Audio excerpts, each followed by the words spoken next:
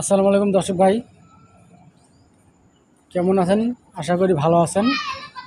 এবং মরা গাছে কখনো ফুল ফোটে না, এবং স্বপ্ন দেখাটা ভালো না।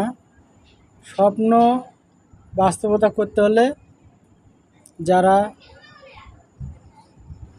এই ইন্টারনেটে যারা কাজ করতেছেন তারা শুধু ভিডিও ছাড়ে বসে থাকবেন না, আপনি অন্যের ভিডিওতে সুন্দর করে সাপোর্ট করবেন। আশা করি সাপোর্ট ব্যাক পাবেন।